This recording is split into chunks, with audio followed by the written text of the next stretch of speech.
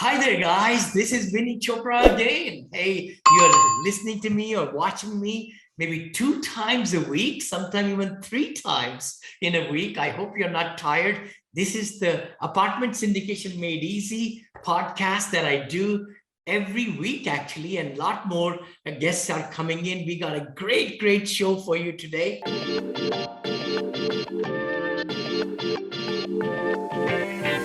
And that is Brother Brian C. Adams from Nashville, Tennessee has joined us. And we're going to talk so many great things about very exciting things in syndication, in family offices, in demographical shifts. Just to give you an idea, we'll be talking about secondary growth of the markets and the key demographical metrics driving the change. It's big time change happening. Some of you might have seen the book Upside. I've talked about quite a bit how the migration is happening throughout USA and the world. Syndication platforms focused on the taxable high net worth investors and the family offices. I am really looking forward to that, Brian, digging into that. And then direct co-investment structure for the RIAs, is that right? Boutique wealth management firms, and then also tax advantages.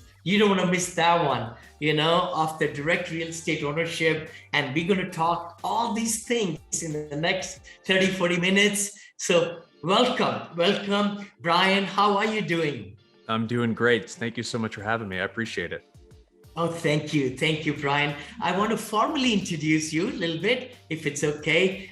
Brian C. Adams is the president and founder of Excelsior Capital, where he spearheads the investor relations and capital markets arms of the firm. And he has 10 years of experience in real estate private equity and has advanced knowledge in best practices for strategic real estate investing. Prior to forming Excelsior Capital, Brian co-founded Priam Properties over there, an institutional real estate private equity sponsor in 2010. We're looking at almost 12 years. So, Brian has so much immense knowledge. We'll let him kind of tell us more, and we're going to dig deeper and deeper into it. So, Brian, welcome. Thanks for taking the time to be with me. I appreciate that. Yeah, thank you for having me. Sure. So tell us more, like, how did you if you want to take maybe a little bit in the starting, where you grew up and all, and your background and where you are in the last 10, 15 years, that kind of thing. Yeah, happy to do it. So I'm from New York originally.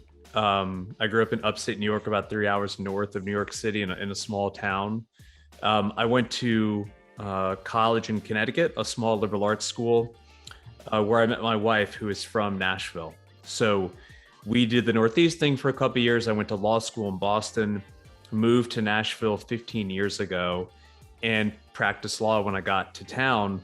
The way I got into real estate was through my wife's family. So my wife's family has a single family office that my father-in-law started in the 90s.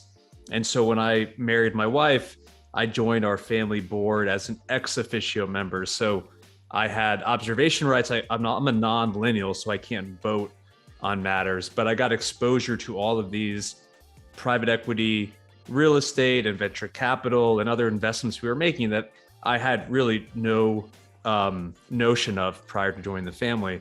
And it really opened my eyes. I became enamored with real estate as an asset class and wanted to be an entrepreneur. So connected with my business partner, who we talked about a little bit before we went live.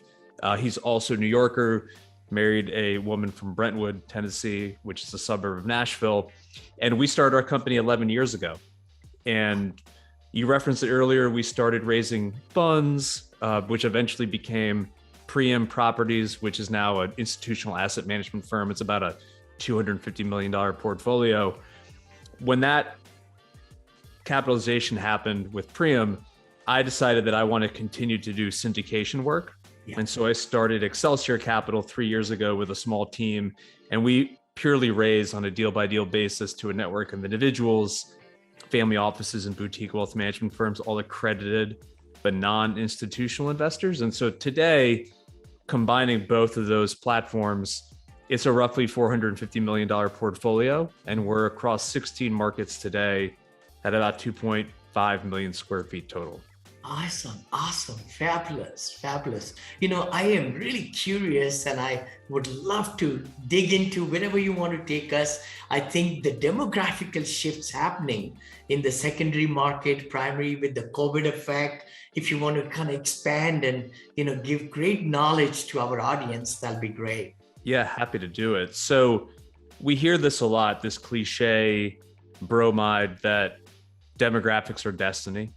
And especially in real estate, it is true. So even prior to COVID, there was a narrative on Wall Street within the investing community that millennials, which I'm a member of the millennial generation, roughly 73 million people total, the largest working generational cohort in American history, there was a narrative that these folks are going to be living in Brooklyn or San Francisco, never getting married, never having children, just eating avocado toast and living in these cities forever.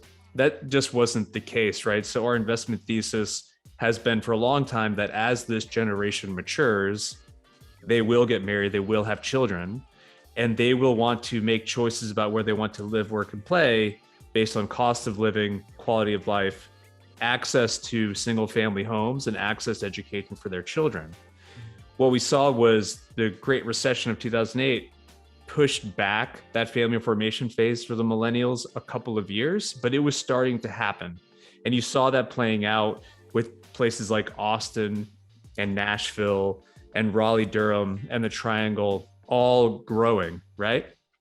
And like many things, COVID just accelerated that trend that was already taking place. And so now you're seeing a huge shift out of some of these expensive primary markets to more business and tax-friendly secondary markets, which we consider places that are outside of the top 10 traditional gateway markets, but above, call it 50 to 100.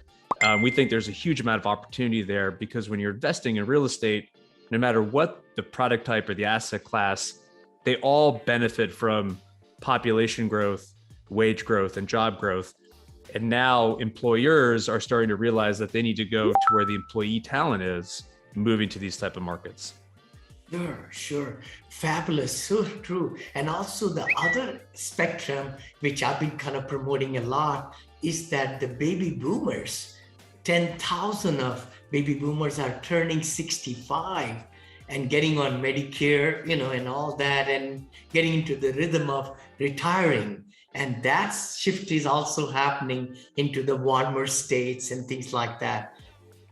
Yeah, absolutely. We're seeing like this, and because people are living longer now, just generally, you're having multiple generational demographic shifts happening simultaneously.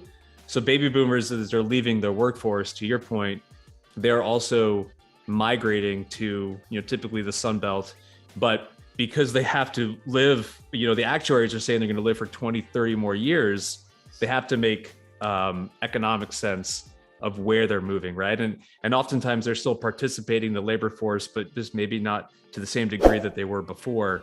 And so all of these things are combining to create a lot of opportunity, in our opinion, in certain markets. So true, so very true. Like, I think the statistic I heard was 57.6 million of the base, the seniors are there, 65 plus. In the next 30 years or so, there'll be 100 million also.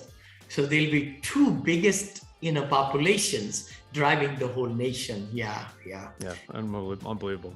Can I dig deeper into the family office, if you don't mind? And for our audience, I think a lot of my audience probably don't even, they know the word, but they don't know the background and everything. Could you kind of help us with that? Yeah. Sure. So it is a term that gets thrown around a lot. And unfortunately, there's not a distinctive definition, not a singular definition, because as the adage says, if you've met one family office, you've met one family office. Every one is going to be different, just like every family is different. But